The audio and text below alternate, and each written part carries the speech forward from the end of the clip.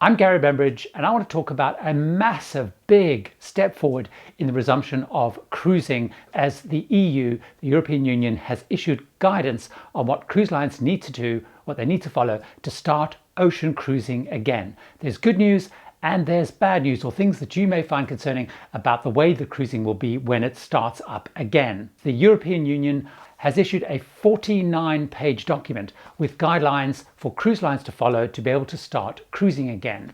This document was put together by the EU in consultation with the Cruise Line Association, and it also names 36 different cruise executives from Carnival, Royal Caribbean, Costa, MSC Cruises, Holland America, and Viking Cruises. So lots of input from the industry. So I'm going to cover 7 of what I think are the most contentious issues in the guidelines. And these cover everything from the itineraries, senior passengers, dining, what's happening in the cabin, social distancing, pools, theatres, and also 2 really big contentious issues around testing and the use of masks. First of all, there is a recommendation that cruise lines run shorter itineraries. And what the document recommends is that they initially start out with short voyages of 3 to 7 days and try and have as few ports of call as possible. So this, for many cruisers, won't be an issue. It's a way of starting to cruise again, and shorter cruises with perhaps less ports may be less of an issue for many cruisers out there. The second issue, which for some may be more contentious, is around pre-screening. In the guideline document, they are encouraging cruise lines to consider COVID-19 tests before passengers board. It also states that crew have to have a COVID-19 test, and they actually have to have them every 2 weeks. Temperature checking will be something the crew have twice a day, and they also encourage that passengers are tested probably once a day, and certainly when they come back from ports of call. Let's start talking about some of the more contentious issues. One of them is around passengers over the age of 65. First of all, they say they need to consult a doctor for fitness to travel before they cruise. And this was something that was actually introduced where passengers originally over 70 were going to have to provide medical certificates. So this is back on the agenda. But even more contentious than that is the document suggests and recommends that on board, passengers are separated by age group, both in terms of the activities they do and in terms of dining. So they're actually talking about on board, you're separated based on your age. To clarify what they're saying, let me give you a direct quote from the document. Activities and services on board cruise ships could be organized according to age group so that older individuals are separated from other age groups. So this is a massive change. This could be a huge deal breaker for many passengers aged 65 or over, both having to have some sort of medical fitness certificate of some kind before they cruise, and also on board actually being separated and managed in terms of activities and dining. That for me is a massive, big change to the way that cruising could operate. The next area is something that initially sounds less threatening, but once you get into the detail in the document, there's some quite big issues in there, and this is around social distancing. So first of all, the document recommends that there are fewer passengers on board, that cruise ships reduce capacity for 2 reasons. One of which, because they're also saying that you need to keep a certain amount of cabins empty and free if they do ever need to isolate people. But secondly, it also then enables social distancing. Once you get into the detail of social distancing, there's quite a lot of issues.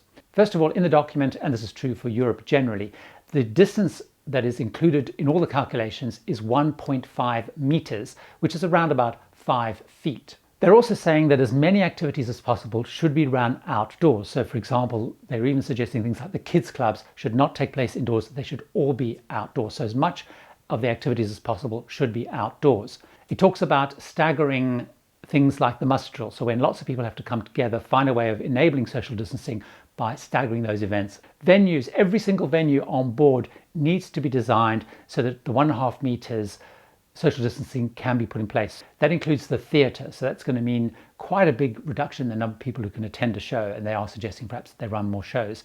In the casino, in the bars, so capacity has to be controlled to enable social distancing of that 1.5 meter, and furniture, etc., has to be arranged in such a way that that is also something that's possible and happens. So the elevators or lifts, whichever you prefer to call them, it's going to be recommended that passengers don't use those, and the elevators are going to have to have that social distancing. So you're going to have 1.5 meters. So very few people at a time are going to be able to get into an elevator.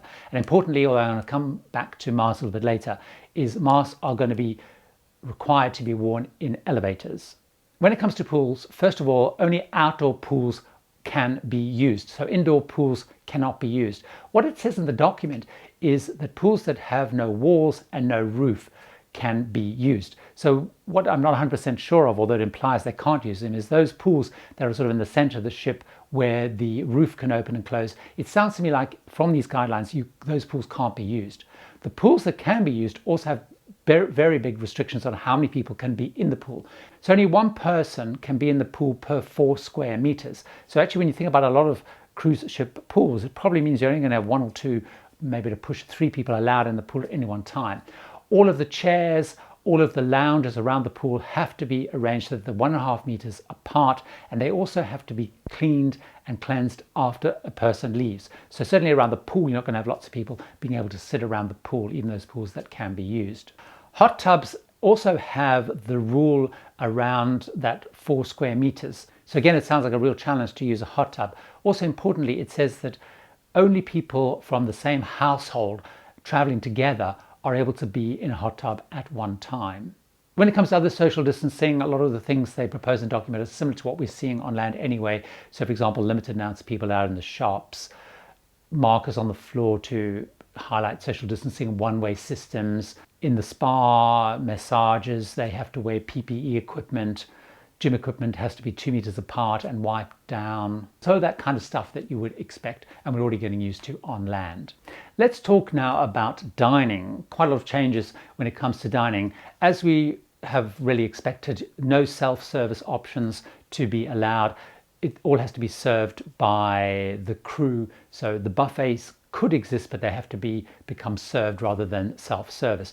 It also talks in the document about encouraging a lot of room service. So to reduce the number of people going to the dining venues, get people to basically eat in their cabins. In the dining room, there's a number of key changes that have happened. So first of all, you can't share tables with strangers. You can only share a table with either people in the same cabin as you, or if you're traveling as a household across a number of different cabins. And again, the tables have to be spaced out with that 1.5 meter distance. What about masks? Well, masks will be part of the process. So what the guidelines say is masks have to be worn at the embarkation and the disembarkation process where lots of people are going to be moving around and collecting. As I've already mentioned, they have to be worn in elevators and they have to be worn in other indoor spaces where there's going to be a lot of people. So there is some talk in the document about people having to wear masks in things like corridors, for example. But in other spaces where you can do social distancing of 1.5 meters, masks will not have to be worn, but will be recommended. So there certainly is going to be a certain amount of mask wearing.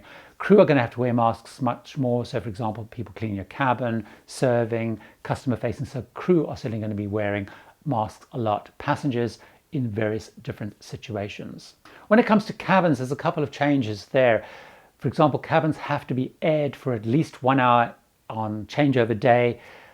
Lots of things have been removed from cabins. So things like the minibar will be emptied, tea and coffee making facilities, things that could be touched multiple times or between different sets of passengers over time are going to be removed. Some magazines, newspapers, all that kind of stuff will be removed. Remote controls for the television or the air conditioning are going to be covered with special packaging which can be changed each time, so I guess some sort of plastic bag or whatever. Also, there is a recommendation about changing things like towels and linen much less frequently, so that just minimizes the chance of chopping and changing of linen and towels. There's good news and there's bad news in the guidelines. The good news is there's a real big step forward in the way that cruising can start again across Europe.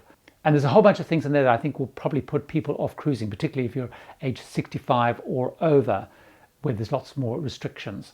But the good news is there's a real step forward, and the great news is there's a publication which the cruise lines can now work on, both for themselves and individually, of course, with the different countries and ports to look at a way of opening cruising. Hopefully quite soon we'll also see a similar document from the CDC in the US, so we can also understand the protocols and the requirements that cruise lines will have to follow to be able to start cruising safely and responsibly once again out of the US and in and out of the Caribbean. I have loads more videos with updates, tips, advice, so why don't you watch another one of those right now.